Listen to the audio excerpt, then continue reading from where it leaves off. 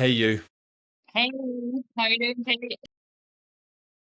God, it's always good to see you. I always think of you as like that wandering hero, that other friend. And there's many of them in our sort of circles who are out there doing their own thing quietly in the darkness. And then every now and again, you see the wins, you see the hard work manifest itself in real life because they always say like you get rewarded in public for the things you do in private.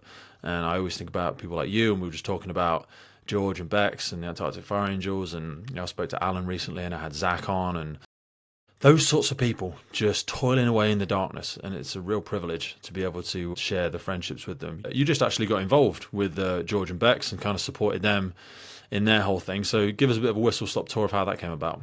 Yeah, so obviously I received an email from the higher management saying that George was going to be in Manchester competing her fifth marathon and if I could support her with that. So I said, yeah, 100%. So I arranged with another girl called Hayley that she would run.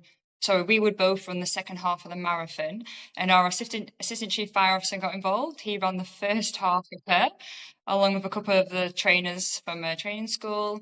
And we met George at the halfway point and we completed the second half. And it was such a privilege to be able to support her with that. So, for people that are unfamiliar with this, George and Beck's Antarctic Fire Angels, they had their second big attempt, which is this one. They were going to do their 7-7, which is 7 marathons in 7 days in 7 continents. So, 777, sorry. Um, Obviously, everybody these days is asking for support for something or other, and there's many, many great causes out there. They got some great support. I actually introduced them to the MSA lot, and they got their kits made, and they've got a number of other partners and sponsors and stuff. But unfortunately, they didn't quite achieve the full goal to be able to get them both out on this big Yeah. adventure. So, but it's something we spoke about before we started recording, which is like, don't let great be the enemy of perfect.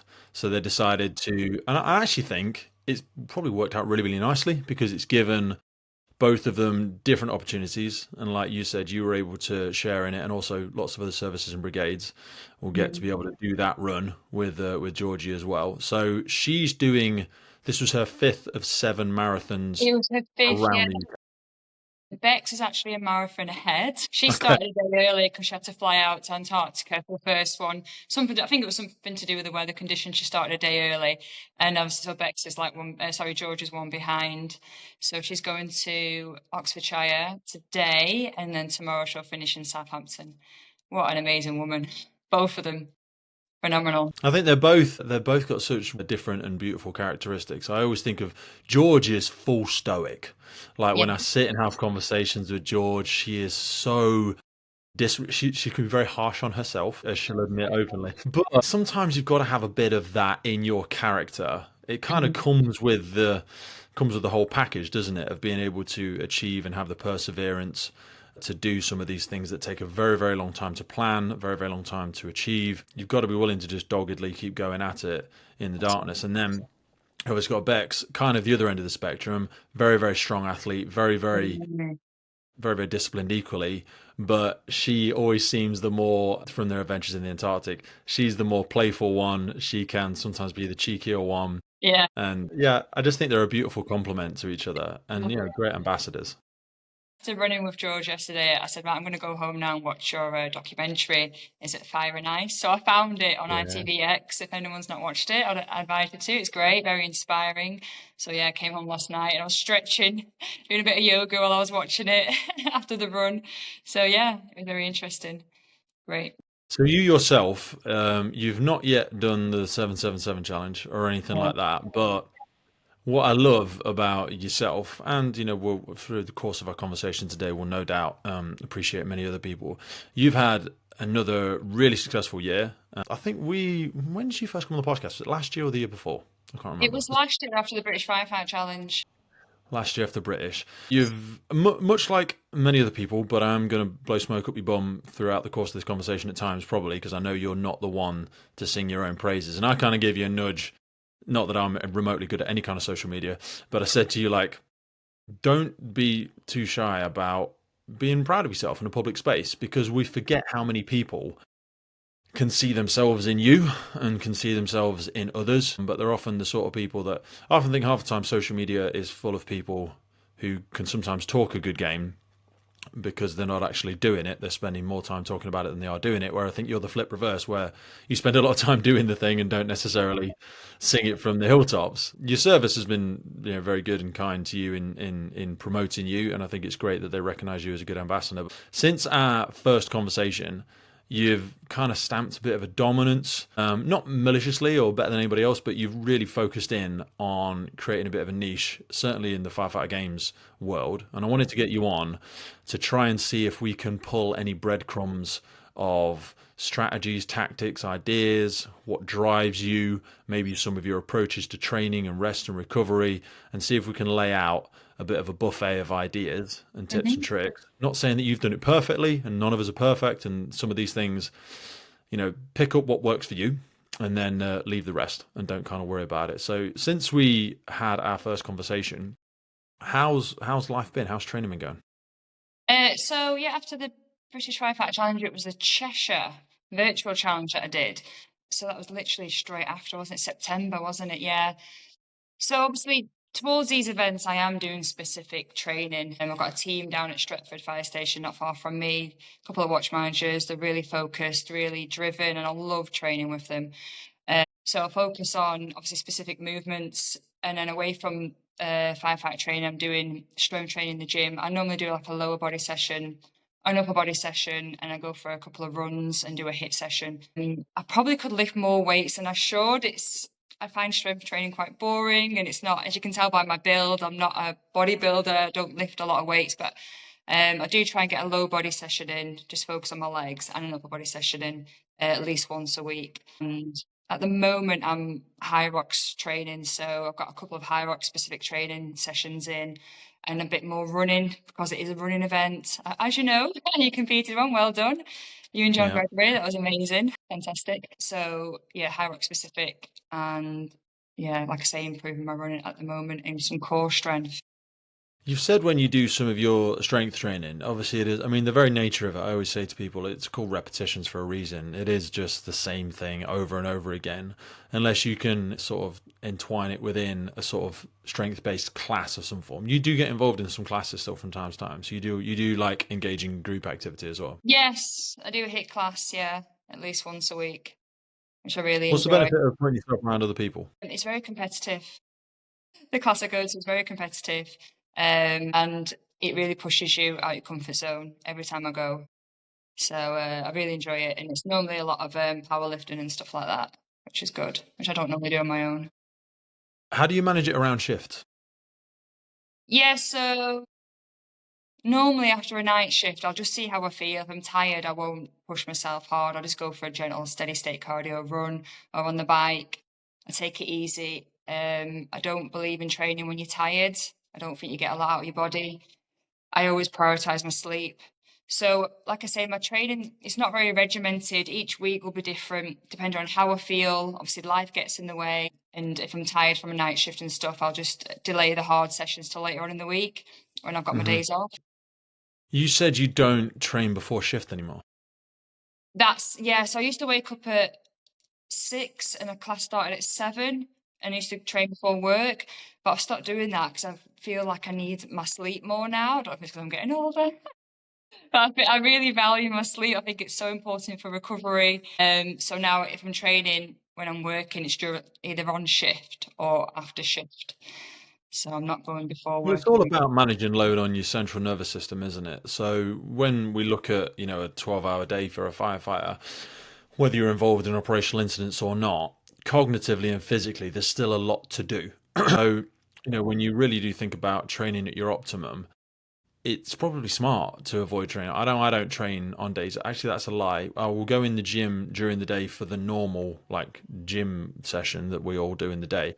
But that'll be a very, very steady state cardio because also when I used to try and do a specific training session during days, I would be perpetually frustrated when we get interrupted with a call, or I'm Yeah. a bit tight on time, or there's a phone call and they need to speak to me about something, and it's just constantly interrupted. Someone knocks on the door for something, and then end up coming away feeling like it was a bit of a rubbish session anyway. And then I beat myself over the head and either redo it again later in the week, which again just it doesn't make sense. But I've always historically struggled with taking days off or having rest days at all. So now that I've started to transition towards more cardio based sort of lactic threshold training, it lends itself to doing shorter sprint work, 2 or 3 minutes at a certain pace, then 2 minutes rest. So whether I'm getting 6 rounds of that in or 4 rounds, they're still beneficial in isolation. So even if I only get two or 3 rounds and I'm only doing 15 minutes, it's more about the intensity rather than before when I thought like I need a good hour and a half to do a gym session. It doesn't realistically have to take that long now. Yeah, I do at least one threshold session a week, and that's normally my running at the minute because High Rocks is a running event. So I'll do 3 to 5 minutes if I can at a threshold, and then 2 to 3 minutes recovery. Then I'll go again. So I think that's helped. I definitely feel like I'm getting fitter. I can always tell if my resting heart rate comes down, which is great. So that's always a sign. What do you use for your heart rate? Do you use a Whoop strap or? No, I've just my Garmin, and I've been using my heart rate monitor from MyZone, which is great. Yeah, I'm still using that now. That's a really good indicator for zone training because your perceived rate of exertion versus what the data is actually telling you, I find really useful. Yes. Yeah, sometimes though I've noticed when I'm tired or it's near my menstrual cycle, my heart rate's higher, or if I'm a bit run down, so I've got to take that in consideration as well. But when I'm training, if I wake up and my resting heart rate's quite high, I'm thinking, oh, maybe I'm coming down with something, so I might not push myself too hard that day. That's how I know when I'm not feeling right, going off my heart rate. Invest in a Garmin. You can Oh, they're probably great. get some relatively cheap second-hand ones now because I've tried Whoop straps and stuff in the past, but you have to charge them. Do you know what I mean? It is a ball ache, and I think some of them last for like a week or something. How often do you Yeah, charge yours? it lasts about a week. It's great. I don't have to How long charge does it take to it. charge it? But it's very quick. An hour, less than an hour actually, about 30 minutes since fully charged. I'm Yeah. gonna have to put one on more Christmas list. It's going on the Christmas list. I've got to commit to it because the thing with the MyZone is it's great for specific training work, but then if I forget to put it on, and sometimes what I don't get is the benefit from sleeping in it as well and seeing what my resting heart rate is because you really need to wear it consistently to get a good measure. What's your resting heart rate at the minute, do you think, or what have you seen It at? goes down to like 42, about 42. Ow. I'd be interested to see what mine is, to be fair. We spoke a little bit around where you take any tips from or like where you get your inspiration from. So I wanted to start with kind of any social media accounts or any websites, whether it's for general approach to life, whether it's for fitness, whether it's for mindset. Are there any places that you draw particular inspiration or sort of inset from? Yes, I like to listen to podcasts. I don't get any inspiration or motivation from social media at all. I'm having a bit of a detox at the minute. I deactivated my Facebook account. And I'm only really going on the app just to post, just trying to, it's not good for my mindset. I've noticed it's not. And sometimes I spend so much time on social media, just mainly looking at cute dog videos because that seems to come up on my feed all the time because obviously the algorithm's picked up that I love dogs. Yeah. And God, half an hour's passed and I've done nothing. So I had a bit of a detox from social media. The irony is, it is created like a game, isn't it? But I think to myself, like when I was a kid, or for anybody that still plays games now, if you actually did see it as a game, like you go on a game and you ideally enjoy it, and then you achieve a couple of levels, or I don't know what, and then you come off it and go, I really enjoyed that. Or if you were on for 8 hours, you're like, oh Jesus, that was a bit much. But social media is designed like a game because, like the refresh feed, the way you scroll down it, the likes, all of the dopamine hits that you get from it. But if you saw it as a game and said, "Oh, I've just spent half an hour playing this game. How do I feel after playing the game?" And often it does leave you with a real either a sense of emptiness or it can lead you with a sense of FOMO. You really have to try and cultivate it to be something positive in your life. And I bet it's a very low percentage of people that could actually say it's a positive influence on them. Yeah, but it's definitely not a positive influence on me. I just find it's can quite draining sometimes. I deactivated the Instagram app. Obviously, I'll go on it when I need to go on it, but I just find it. I've just got peace of mind not going. I feel like I was just going on it to check it just for no reason. I'm like, what am I doing here? It's So I there. listen to podcasts and I really like Dr. Rhonda Patrick. She's a really good. She's She's a great. doctor of bio. I think it's bioscience. biomedical scientist or something. She talks a lot about health, nutrition, and fitness, which is really interesting, very knowledgeable. Andrew Huberman, he does a lot of podcasts on health and fitness and stuff. He has some really interesting guests on, so I like to listen to him. This If I can ever be needed, there's a lot of great takeaways from his. Some of them can be very, yeah, very technical, which is not a bad thing. But like I've found some of them I have to listen to twice. They can get really deep into some of the research. 100%, yes. There's a couple I've listened to twice, then I pick up something different every time I listen to it. So yeah, Yeah. I'm taking notes. So we've got Rhonda Patrick, we've got Andrew Huberman. Is there any others particularly? If I ever need any, I feel like I've got inner drive. If I need, if I want to go out for a run, I feel like I can just go out for a run. I don't need to watch anything to get motivation. But if I'm really struggling, if it's cold outside, it's raining, I'll stick on a David Goggins motivational video. And I'm soon got my trainers on, running out the door after listening to him shout at me for 5 minutes. So he's quite It inspiring. works. It It does works for me work. anyway. It might not work for everyone. No, have you read any? Have you listened to any of his books or read any Yes, of his books? both of them. Yeah, downloaded both of them. Yeah, his books are great. They're done in like a podcast style, aren't they? Because at the end of every chapter, he's got the guy that's reading it for him and that's written both of them, and then he That's kind awesome. of segues into a 10 or 15-minute conversation at the end of each show, which I think is a really, really fantastic way of doing it. And it's so nice 100%. to hear his voice on there as well. So yeah, if anybody's not gone and seen them, I think it'd be a great one. We spoke a little bit during our last conversation, and we've had a lot of private conversations around sort of the cost of success, the cost of getting better at something, and how we deal with sometimes the loudest ones are the people that are actually not encouraging you. Like your encouragement tends to come from short, reassuring messages from a close friend or something like that. But the downside of getting really good at something is some people want to see you do well, but they don't want to see you do better than they are. You know what I 100%. mean? Yeah, So 100%. how do you cope with the haters? How do I cope with that? I think what's helped me cope with it is just staying off social media, 100%. And I don't understand it because I look at other people that are doing amazing, like May Timber, and I think, wow, she is so inspiring. Like such a humble, lovely lady. And I think, if anything, I want to be like her. She's 44, I believe, and I'm 40. So I always think, God, she's still doing it, then I can do it. She's just a great role model for all females in the fire service and males as well. And Hmm.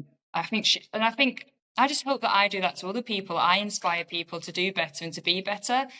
And if people are jealous or don't want to see me do well, it's their own issue, I guess, unfortunately. And if they don't like me, I take it because they don't know me, because I'm not a bad person. I believe in treating people how you want to be treated and always being kind. And I always try and stay humble and grounded. That's probably why I don't always like to post loads on social media, because I don't want to I don't want people to think I'm full of myself.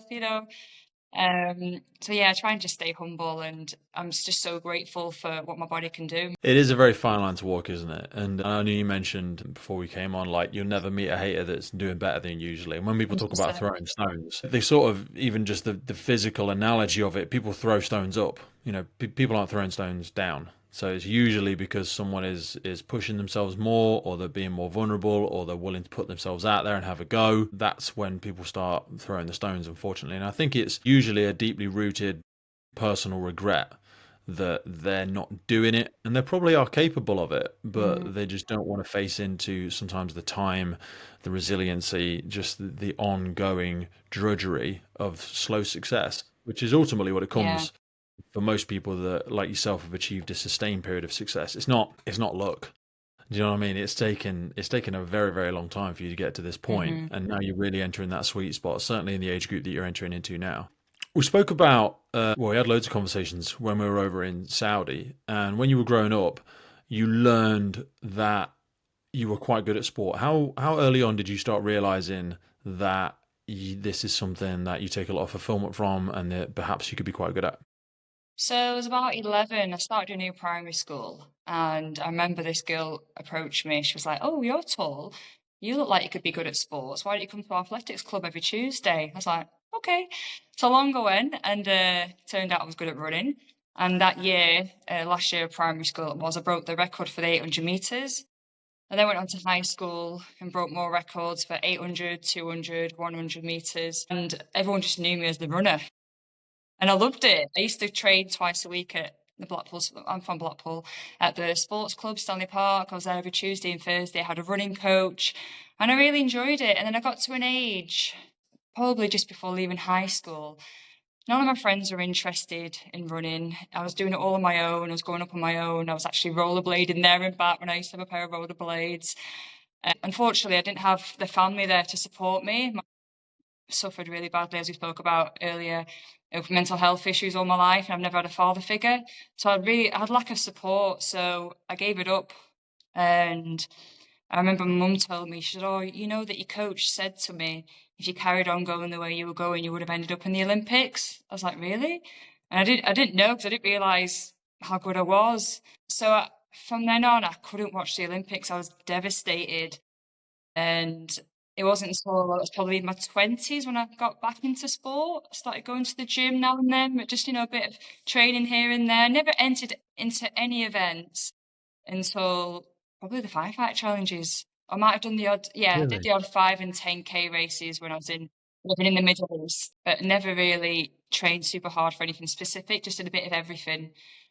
And I think I am blessed with good genes. I'm half, my dad's from Africa. I'm thinking it's my African genes that I'm blessed with. There is always an element to your genetic code as well, but that kind of only gets you to the start line. I don't think that takes away from the amount of effort that people have to put into it. The genetic spectrum is far and wide and all that sort of stuff. But I also think the greatest sprinters or the strongest people, or even probably the best people to ever compete in firefight challenges, have probably never done it and perhaps never will.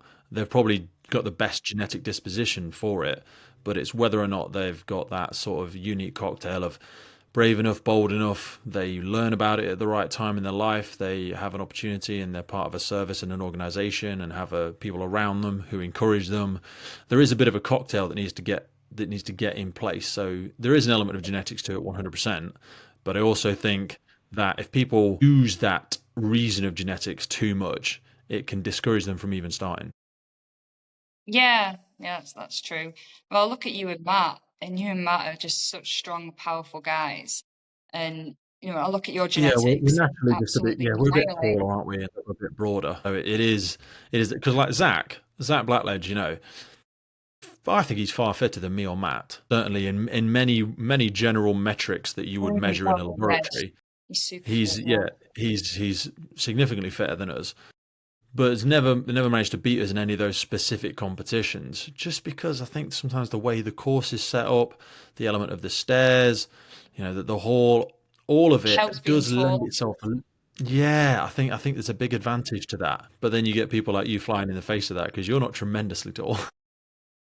So compared to other females I am, Yeah, you know what? Yeah, that's probably a fair point. I've got I'd super long say legs.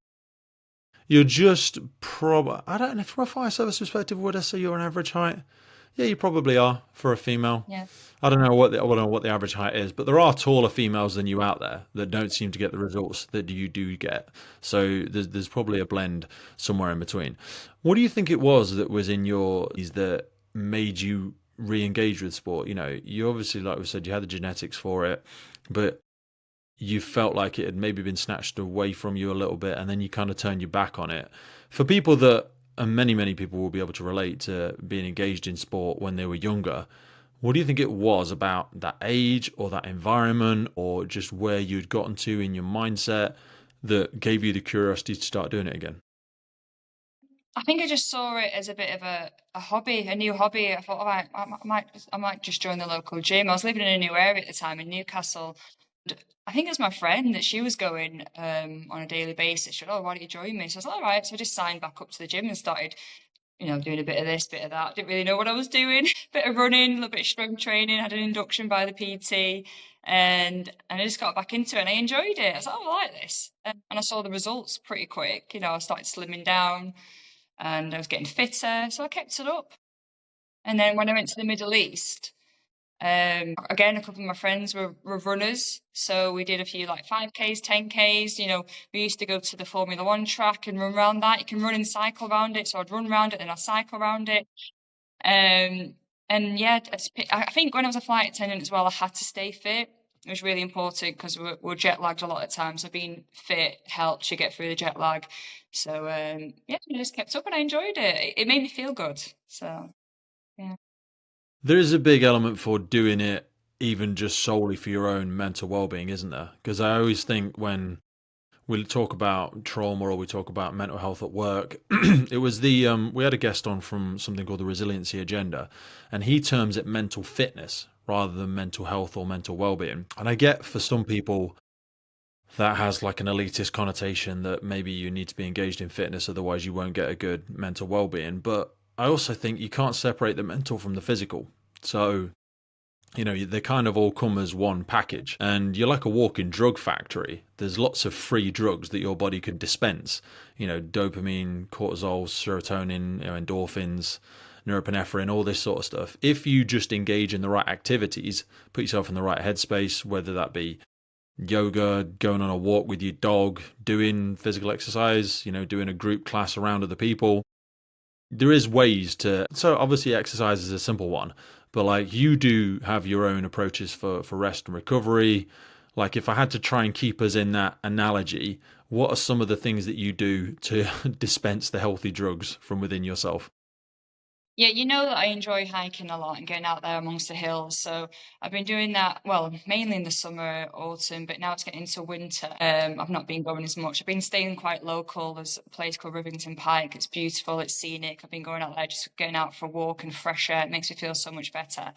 I also just love just going into the sauna and steam. If I'm tired, I don't want to train, I just want to relax. So go for a jacuzzi, sauna, steam, and I always feel so good after being in there. And also, obviously, yoga. I love yoga. I go to yoga class at the gym, and I also do my own yoga at home. And that's just to kind of switch off, just focus on stretching, breathing, relaxing, and I always feel really good after yoga as well. How many times a week do you reckon you're sauna in or yoga in?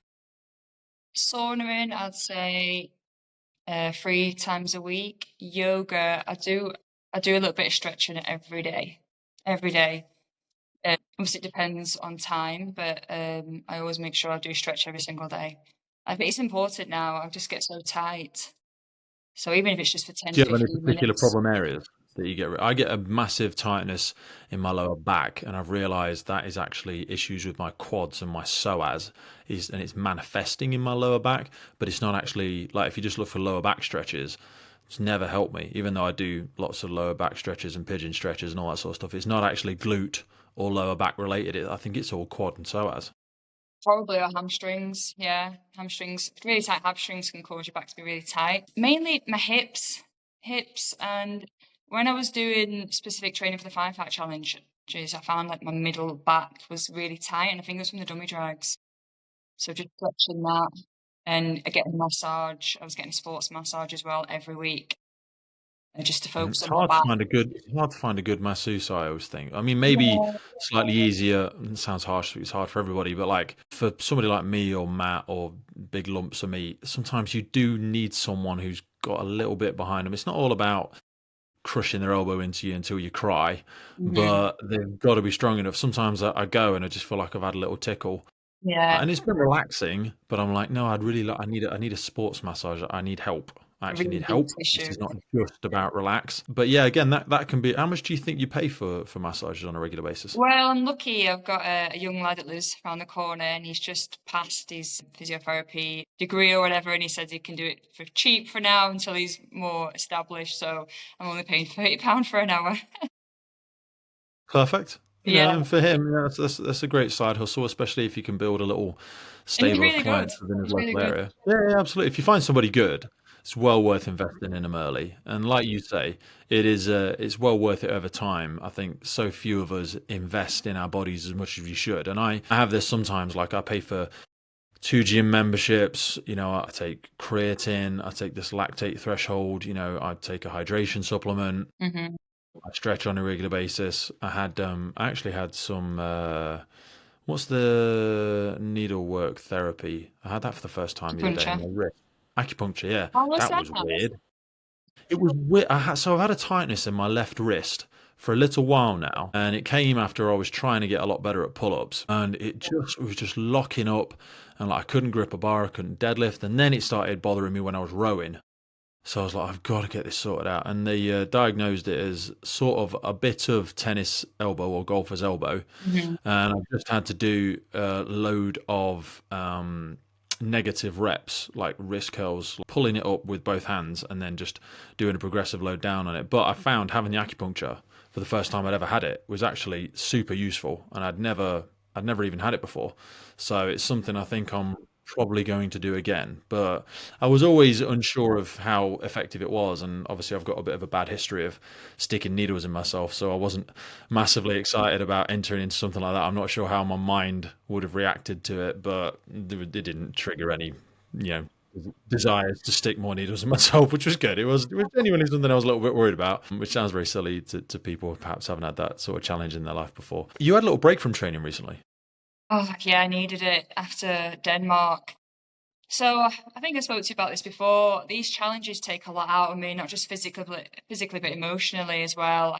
I just put so much pressure on myself. And during these events, the adrenaline that's running through my body and the nerves, the pre-race nerves are unreal. I am so nervous that I can't even focus. And I remember Al said to me in Denmark, he said, Helena, we need to work on your pre-race nerves because it takes away the enjoyment of the actual event because I'm just so nervous. And after the British Firefight Challenge, I was run down for a good like week to 10 days. I think it's like the pre-race nerves that really get to me. I'm so nervous and the pressure that I put on myself, and I know the adrenaline's pumping from my body, and it just takes the enjoyment out of the event. So I was run down after the British Firefight Challenge, and then I was asked if I wanted to go to Denmark, and I didn't feel ready for Denmark. I thought, wow, the TFA, the Toughest Firefighter Alive, is on another level to the British Firefight Challenge. And I thought, I don't feel ready. However, I could not turn down this opportunity. So of course I said Mhm. yes, but I couldn't train as hard as I'd like. So I was feeling a bit run down from the British, and I only had what about a month to 6 weeks to train for it because it was in September, and the British Firefight Challenge was at the end of July. So I did what I can training wise, and even after Denmark, I was run down again. I think, like I say, it takes a lot out of me, physically and emotionally. And like I say, the pressure that I put on myself, it just drains me. So yeah, I took 2 months off out the gym, and I was just going on walks. And then when I did start to feel like training again, I was just going on runs, just started running again.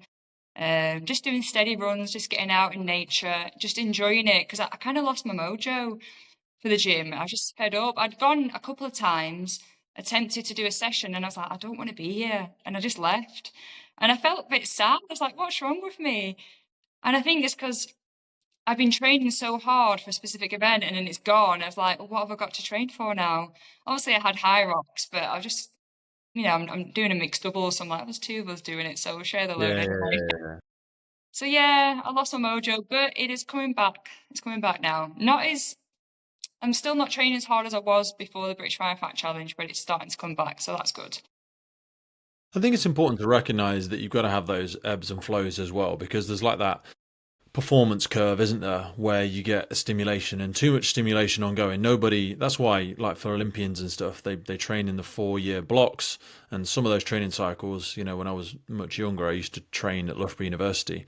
And it was really interesting to see some of those athletes when they're out of competition season and also during their deload phase running up to a specific competition. It was really surreal to see how little training they did. But it seems surreal in the moment, but actually when you zoom out, it shouldn't be that surprising because you don't if when you go to the gym, you go there and you come back, there's actually no difference at all.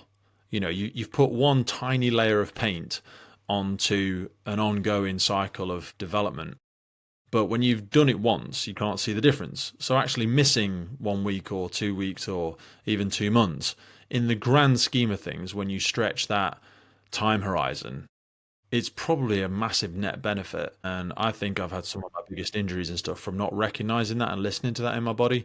And I also say to people when they're trying to get into a fitness habit or a health and well-being habit of some form, don't over-index it too quick because you'll end up with a negative behavioral cycle where you come away feeling bad about it. Like the worst thing, I think the mistake a lot of personal trainers make is they design a sort of set routine for a client that's very similar to theirs, and it's just way too much. It's way too much for someone so early on in their fitness journey, and it Mm. can make them just feel like a failure, and it perpetuates that feeling they already had that they're unfit, they're rubbish. I've tried to do the thing, but it was just so goddamn hard, and I was stiff for like weeks, and then I was being called in to do another session in 2 days' time, and then I had to start keeping secrets from the trainer because this was actually really hurting. But I also thought like, oh, it's supposed to hurt because I'm supposed to train hard and I know it's supposed to hurt. But it's recognizing what is, a healthy, DOMS or something like that, and what is I'm overtraining now. And actually, the smart thing to do is prioritize my rest and recovery. Mm. Yeah. I think for me, it was just I needed a mental break from training. Definitely. I did get a couple of slight, not injuries. I've got a bit of a shoulder impingement at the minute and a bit of a strain in my forearm. I'm hoping it's not golfer's elbow. I hit 40 and I get these niggles, and I'm not used to having any niggles. So yeah, I guess that kind of put me off going to the gym as well. Because I knew I overdid it a little bit before Denmark. I did a training session in the gym. It was the run up to my TFA, Toughest Firefighter Alive challenge. And because I hadn't trained as hard as I'd like to, because I was run down after the British Firefight Challenge, I was feeling good. I was having a great time in Aalborg. The gym was phenomenal, a pure gym, but it was amazing. And I just went a bit too hard in the gym. I was doing rope climbs, just using my arms, thinking, this is great. I was doing sled pulls, sled push, farmers carries. And then the day after, my hands were so like sore. It's like I had DOMS in my hands. I've never had that before. And then I remember my friend said to me, Helene, you're going to regret doing that. You've got the toughest firefighter alive challenge in a couple of days. And yeah, I paid for it, definitely. I thought about that when we were out in Saudi as well. Like some people were really still getting after it in the gym, and a couple of the people that went with us were going to a local CrossFit box and they were doing some massive deadlifts and some massive bench pressing, and and I was just like, what are you doing?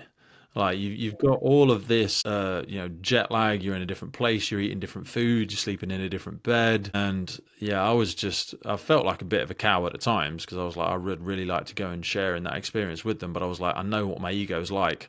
I'll start Mhm. picking up things I shouldn't be picking up. And my body is held together with optimism and niggles. I think we're not full of springs and elastic and magic like we were in our 20s. But that's Exactly. one thing I took really away from my conversation with Alan as well is he's very very disciplined in his rest and recovery, and like he says a lot, and I know Dean Keeber can certainly relate to this. The ability to just show up on the day with no injuries is a massive advantage because it's a 100%. fine balance, isn't it, between doing enough in your head pre-comp, but then actually turning up without any injuries.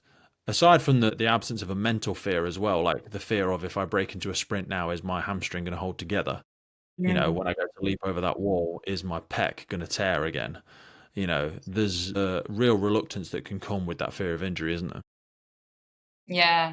Yeah, definitely. Some people can go and do a really hard training session, if they're young and they bounce back. But I guess as I get older, I need to be a bit more, train smart really and think about, what's coming up. Because when I was in Saudi, I didn't really do any crazy training before the toughest firefighter alive. But when I did do the toughest firefighter alive, I found it super hard. It was like it was a shock to my body. Obviously, it was Yeah, really hard, but the one in Denmark was even more challenging. The dummy was heavier, the distance to drag the dummy was longer, the hose drag was longer. There was 2 barrels we had to carry through the tunnel instead of 1 that was in yep, Saudi. There were yep, 2 ladders to pitch. They were, like, long, and they were made of wood, and they were super heavy. The hose haul was heavier, and then there was 15 flights of stairs and not 10. So every stage was harder in Denmark, and that's why it's called the toughest firefighter alive. He said, who was it? John, the yeah. organizer. So yeah, it was a lot harder. For people that are unfamiliar with the Denmark adventure, like give us a little talk through what the achievements were there, sort of people that you met. Obviously, you've given us a talk through the TFA there, but what were your sort of memories and takeaways from it? It was absolutely incredible. What an experience! Because obviously I travelled alone, But when I got there, I did not feel alone at all. I was met by so many familiar faces that I met in Saudi Arabia. The Saudi Arabian team welcomed me into their family. You know, I went training with them. We did yoga together, went out for dinner. Then obviously I met up with Al and Wendy. What a lovely couple. What a genuine, you know, just such a lovely couple they are. And I also met up with Rob Green from down south, and we spent a lot of time together. And it was just an incredible experience. I met so many different people from other countries, Australia, Estonia, Czech Republic. I met some new Brits from Humberside. They were lovely. It was amazing just to watch Al just smash out the athletics. He did incredible. I think he got like, I don't know how many gold medals did he tell you? Like 7? I've lost Ridiculous count. amount. He got, it just shows you, it doesn't matter what age you are, you can still smash it. And he's such an inspiration. He talks Rob, a lot about Green, this pension pardon? fitness. He talks about this fitness pension plan, which he was talking to me about, and I just thought it was a really nice analogy. I need to sit and think about that more because he's constantly preparing both for the later stages of his life. But he talks now at 60 years of age of, people he sees, competing in Olympic Games or in other competitions where they're in their 80s. And it's Wow. great to see that even at his age, in his 60s, he's still got idols that he looks up to, and that's where his goal is he's still looking 20 years ahead. Hmm. Yeah, that's absolutely incredible.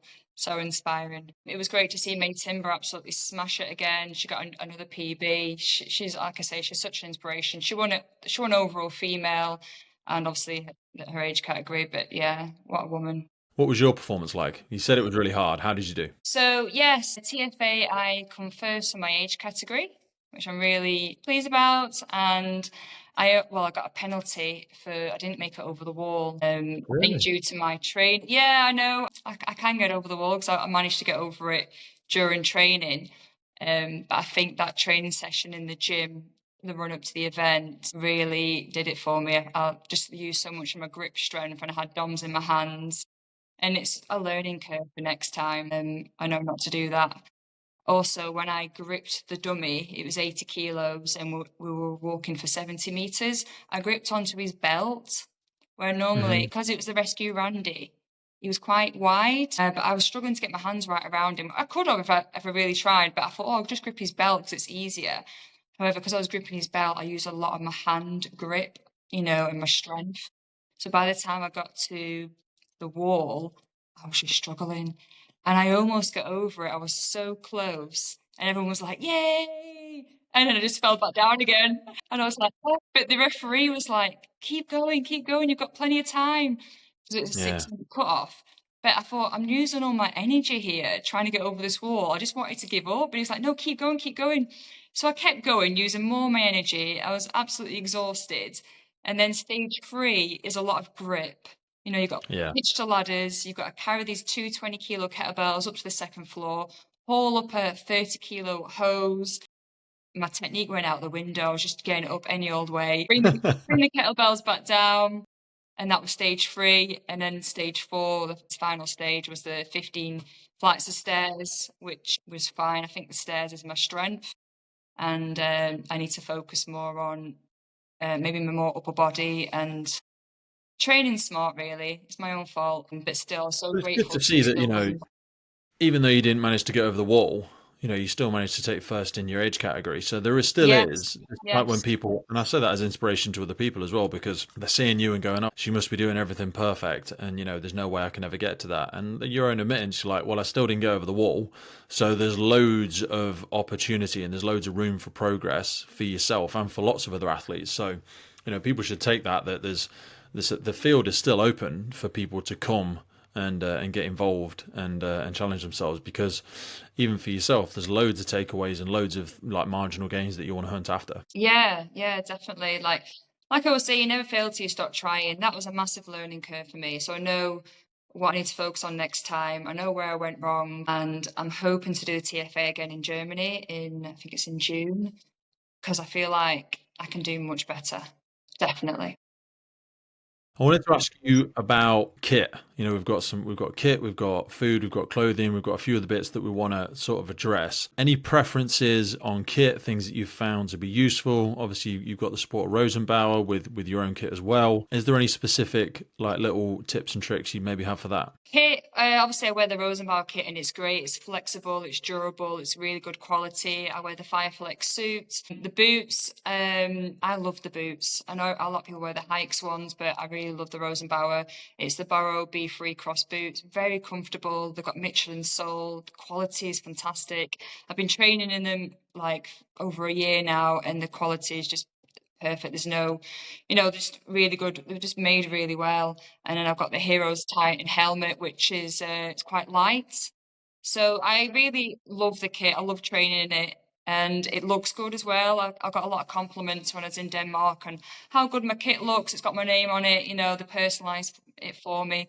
Rosenbauer are fantastic. Like I say, they support me all the time. And they've asked me if I wanted to go to the factory in Vienna. So I'm hoping to take a trip out there, which I'm really looking forward to. Yeah, next year. So yeah, the team down there are just phenomenal. They're just really supportive, and I really appreciate that. And I'm so grateful I've got them behind me. From a kit perspective, when it comes to training, you put a little note in our notes about a sled. Yeah, I do a lot of sled push, and I'm doing more of that now, obviously for high rocks, and I just really enjoy it because you can go heavy and it doesn't give me DOMS. So Mm. I do a lot of sled at the end of my workout on my leg day, and I just try and increase the weight each time. Yeah, I really enjoy it. It's yeah, a great piece I of kit. think for the role of a firefighter as well, sled push, pulls, drags, anything like that is got lots and lots of crossover. It's really knuckle dragging sort of grunt work, and I appreciate a lot of gyms don't necessarily have them, but they are becoming more sort of common in a lot of places now. I think a lot of pure gyms have them. They'll have a sled track. Most CrossFit gyms seem to have one now as well, and I think they're a really, really good thing for people to start utilizing in their training, definitely. Yeah, and I think because of high rocks as well, a lot of people are getting sleds in because high rocks is so popular. So yeah, sled pull, push, and like the high rocks workout is really good for a firefighter. You've got your pull, push, carry, farmer's carry, great moves. So yeah, it's It's an great. hour or an hour and a half of grunt work, and Yeah, it's functional. There's all of the elements into it. It's a lot of lift and carry. It's great. I it think is. it's a really good template. There's another one called. Have you heard of the Dirty Dozen? No, I haven't. No, what's that? Oh, I'll try and send you something after this. I've got a document that they sent me. It's a competition that I'm going to do next year, and it's done on. They've been doing it for years, and they do them all over the world. It's not as obviously as big and well funded as the high rock stuff, but it's around a 400-meter track, and then you do a lot of kettlebell stuff. You do some sled stuff. There's burpee. There's a great deal of crossovers with Okay. similar to high rocks. But yeah, it's called Dirty Dozen. I think Jason is the guy that runs it, and that's certainly something I'm going to try and put in my wheelhouse for next year. Again, slightly less running than the high rocks, but there's Which higher is better for volumes you. of reps with some of the other stuff. So, and he did say that to me. He's like, well, don't sort of go into it with the premise that it's going to be easier than high rocks. It's just different. He says because the reps are a lot higher. There's like 100 of this and 100 of that, and there's various movements every time you go around the track. But it is only a 400-meter track, which I feel like is a good distance. It's more relevant to our role sort of as first responders because I feel like a kilometer Hmm. is actually a bloody long way to go. Whereas 400 meters is it just feels like it's more in that functional More fitness manageable. hybridy world. So yeah, I think that's also maybe in June next year. I'll send you some detail about it though I'll look because into that. I like finding these stuff because with respect to high rocks, like I really love them and I plan to do some more, but they're expensive as well. They're getting very popular and very expensive. So I thought doing the mixed doubles it might be half the price, but it's still, over yeah, £100 to do the doubles. yeah, I know. So yeah, I think next time I do it, I'll definitely do an individuals. Not that I absolutely loved having the experience with John, but I know we're both slightly different athletes and we have different goals as well. Talk to me about food. Any specifics on food? How do you go about your nutrition, your diet, or when you're on shift, off shift? So my diet consists of, so say that in the morning I'll have muesli or porridge with nuts, seeds, peanut butter or almond butter. And then for lunch, I normally have, obviously I mix it up, but I love especially after training, I have more like of a brunch for lunch, and it's like eggs because they're a good source of protein with salmon, feta cheese, all scrambled in, and then I'll have sourdough bread and then some greens on top and some olive oil. Oh, it's so nice after training. And that's kind of like my brunch lunch. And then I'll have in the evenings, I'll sometimes make homemade burgers, and oven chips if I fancy something, a bit of a fake away, or chicken and rice or broccoli if I'm going really super healthy. I don't eat takeaways. I do eat clean most of the time, not all the time. Obviously, when I'm at work, I just eat whatever the watch eats. So I think last tour we had hot dogs and chips. It wasn't my ideal food, but obviously I'm going to eat. I'm not picky. Yeah. Yeah, it's nice to eat foods like that now and again. But yeah, I I love just the term of a tiny fake clean away. I've not heard that one before. takeaway. Yeah, I'm going to steal that so one. I like it. don't get Use it with my takeaways. daughter. Yeah. So yeah, I love Do you homemade. count protein or anything? I've increased my protein actually. I don't measure how much I'm intaking or anything like that. Up to my protein. I've got a nice clean protein that I like shake that I have after training. DP90 it's called. It's just really clean. It's got no crap in it and it's easy to drink. So yeah, I have that after training. I was taking like vitamins, like I was taking like vitamin B12, but I get my bloods done once a year now. It's quite expensive, but I highly recommend. I think it's really important. Your health is your biggest wealth. So I get my bloods done, and they said that my B12 was high, probably because I've increased my protein now. So I've stopped taking B12. I take more iron, especially around like my menstrual cycle, and Olive? multivitamin. Taking multivitamin every day and omega-3 and omega oils like 3, 6, and 9. So yeah, Do you have anything but I try and get specific when you're most of my training? sorry Uh, vitamins and stuff from foods. yeah. Um, Are you a pre-workout or a caffeine person or a hydration, or do you hit anything specific there? caffeine probably. Yeah, I Is probably have that a couple just of straight cups a coffee day. or? Yeah, just straight up coffee. I don't have any pre-workout. I've took that in the past, but I found that my heart was really racing. I don't think it wasn't good for me, especially if you're doing cardio. So no, just a coffee. I'm good to go then. I've significantly downgraded my caffeine intake because I think I'm just one of those that was always typically more is better, and I do find myself getting twitchy and stuff like that, and it can Mm, make you a bit anxious during workouts, especially yeah, if you are doing like a CrossFit or functional style workout. Just that level of stimulation before you've even got started, I've found it to start being a bit of a depreciating asset. But I think every morning I do a hydration of some form. I say I've started doing this X Endurance product, which is purely to do with your lactic threshold. I've found that really, really good. My 30k, 20k, and 10k bike times have come down by like 2 or 3 minutes in the last 8 weeks, and I've not changed anything else. I've not changed my wow. sleep. I've not changed my supplements. It's literally as, and again, I'm not great at the science behind it, but everyone knows what lactic acid is. So when you Mhm. get in that hitting the wall feeling, when your legs are just on fire and you feel like you're getting the wobbly leg time and you can't walk, or equally the same for, certainly actually when I'm doing echo bike stuff, I like my ability to go at sort of a 90 cadence for a longer 3 4 minute stretch, and also like my 100 calorie time. I measure how quickly I can do 100 calories on the echo bike. That's dropped by like 40 50 seconds. I'm really enjoying that.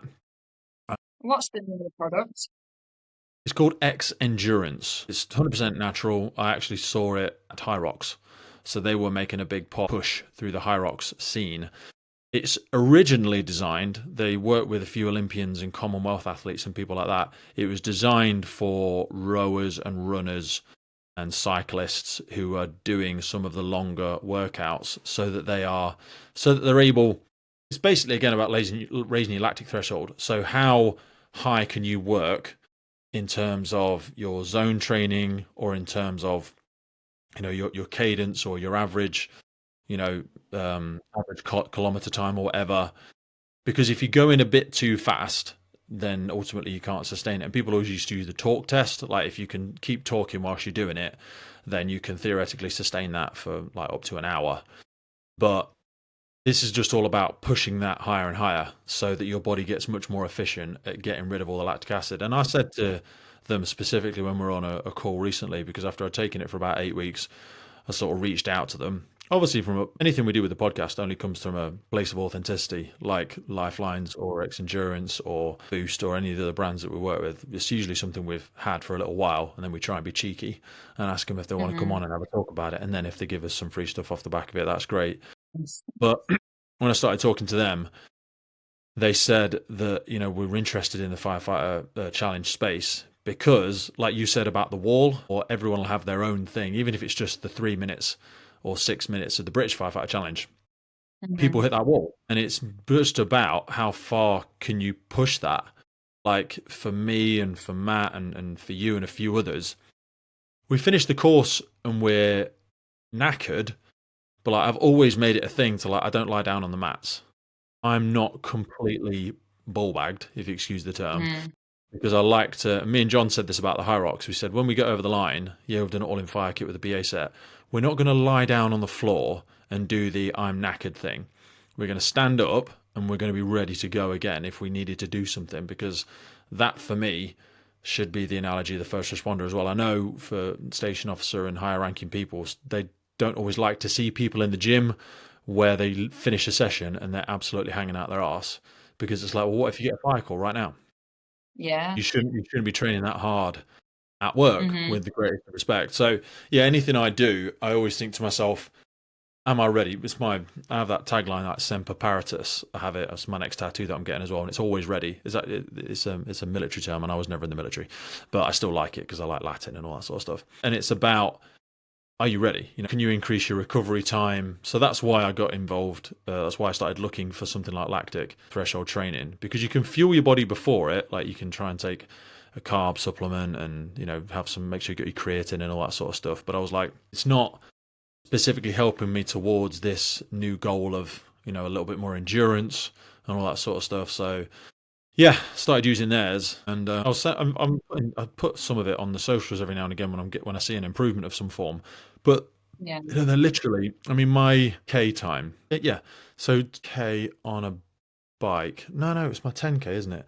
Yeah, my 10K one was the most recent one I tested about 3 days ago, and it was at 15 minutes. Let me pull it up on my phone because I'll be able to tell you properly then. We Okay. can edit this out, but just for total authenticity, I don't want to say something now and then fucking get it wrong. Yeah, so I did my 10K bike time back at the beginning of October, and it was 14 minutes and 30 seconds. And I went and Googled it, and apparently for my age group, that makes me elite. I'm just blowing smoke up my ass, but I wanted to Awesome. see like where I'm at with that. And then I did it again 2 weeks ago, so that's about a month, about five and a half weeks difference, and it was 13 minutes and 24 seconds. So I'd taken a minute and 6 seconds off it. And over a 10K, I felt like that was a really big. Like, if you take a minute off over a marathon, then you might be like, oh, well, that's not really a massive improvement. But from a 10K time, I thought that was massive. So, Yeah. yeah, I did the 20 time today.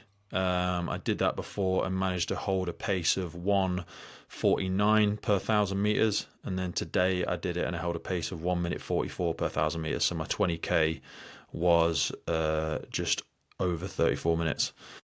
So yeah, that's where I'm kind of working with at the minute, just to have 5 or 6 regular workouts that I can rely on that are cardio based to see any sort of marginal changes. And yeah, Is it a powder? Do you put it in a drink? Is it over a no, tablet form? it's 3 tablets. So you take 3 tablets in Right. the morning and you take 3 tablets in the evening. I've probably got it behind me somewhere actually.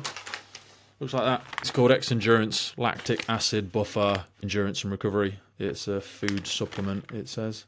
Yeah, take them whenever you want, but three in the morning, 3 in the evening. Do you take it on training days or every day? Take it every single day, whether you're training or you're resting. I I'll think look it's into that. about achieving that consistency in your blood pH balance of some Okay. capacity, because that's where obviously it's your acid alkaline balance in your blood where you're picking up that efficiency, is how quickly can you get rid of that acid. Seems to be something to do with that. I wouldn't pretend to be That sounds super good. knowledgeable about it. We're going to have one in January anyway. Clothing, kit, preferences for yourself? I love wearing Nike. Nike's always comfy and I feel like it lasts long. And Sweaty Betty as well. I love Sweaty Betty. I'll always jump on there when they've got a sale on because they are quite expensive, but the leggings are really good quality and they also last quite a long time as well. So they're my two favourite brands. My daughter absolutely loves your fashion choices whenever she sees a photo of you on Instagram or when we're at an event together or something like that. And she's gone heavily into the Nike leggings and shorts and everything like that. That seems to be making a massive resurgence. Not that Nike's ever been particularly out of fashion, to be fair. Being recognised at work. So this has been a very strange and nice thing for you, for someone that's still very early on in their career. I think it's great to see your service giving you opportunities. You recently went down to the Cenotaph in London. That's a pretty incredible experience. What was that like? What an experience that was. What a privilege to do that once in your career. Well, it's once in a lifetime, isn't it? And I met up with Dean Keeber, so it was nice to see a familiar face. And it was just an honour. It really was. They put us up in a lovely hotel in Westminster. We did some practice marching in Archbishop Park the day before, which was fun. Met a load of new people from all different services, and the day went really well. I was really impressed with my marching because I was quite worried about that.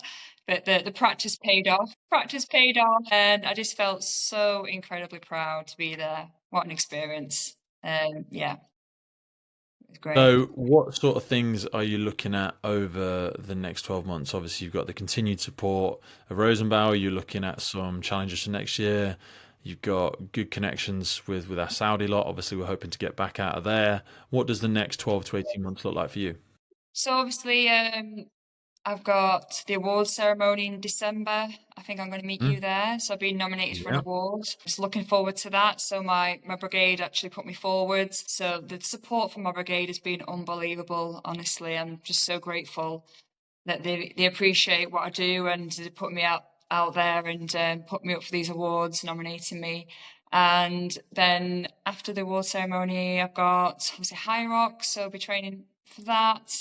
Then obviously, I think 2026 we go to Saudi, don't we? So Andrew Birch Hmm. and Charlie Thompson have asked me to pick the ladies team, so I'm looking forward to that. Yes. I've got my eye on a couple of ladies. It's a big opening up pool. And again, I'm not going to ask you to validate any of these thoughts and stuff. But when I see people like, there's Amy's always been really hard getting after it. She didn't have the opportunity to go last time. Zoe's a very impressive young lady. There's a number of people from the Cheshire team.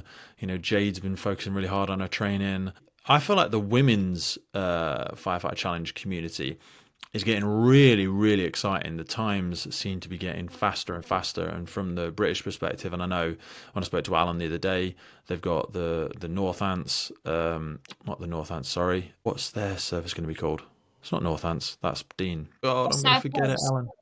South Coast. Thank you, Helena. You rescued me. South Coast are going to have their first one next year. So that's going to be at least four that people can get to. And like you say, Yeah. it gives us more opportunity to see some of these new great females sort of cropping up. Now I know you trying your best to get out there and see great people performing, and let's not pretend you're not the gatekeeper of greatness. People don't have to meet Helena's standards. But if perhaps there's somebody that doesn't feel super brave, they're not somebody that posts on social media all the time, but they feel like they could add value to it, what would be the best way for people to get in contact with you if we wanted to drop some form of contact below? I don't want to put your phone number there. Um, Maybe your work email, but I don't know if that'd be appropriate. Where would be the best people to connect Instagram. with you? Instagram, I'd Instagram. say. Yeah. Yeah, All right. definitely. So if we put a link to your Instagram underneath this, if there's female athletes that would like to learn a bit more about it, or if there's people that are training Mhm. hard and competing out there that maybe want to come and join you for a session and sort of maybe speak to you about some of these adventures. We're always looking for more people to get involved in the community. And I will caveat this with, as you've already said, you're not on social media all the time. So if anybody does reach out, please bear Mhm. with us, or bear with you and be I appreciative of do the. check it occasionally, so Yeah, so you're not going to be on there every day, but yeah, it's a good way for people to reach out. Always lovely catching up with you.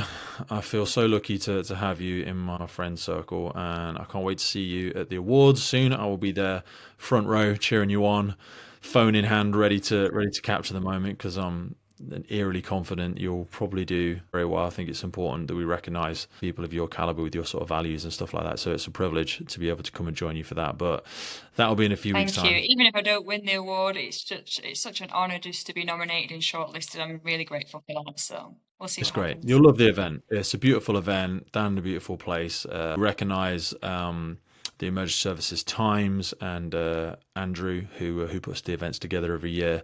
It's always a great event, and I know you'll love it. It'll be really surreal. You'll look all glamorous, and I'll look like I've fallen out of a wardrobe again. But we'll No, you we'll have a won't. laugh nonetheless. No, we My wouldn't. send my love to the team, send my love to everybody on station, and I look forward to catching up with you soon. Yes, awesome. See you soon, Pete.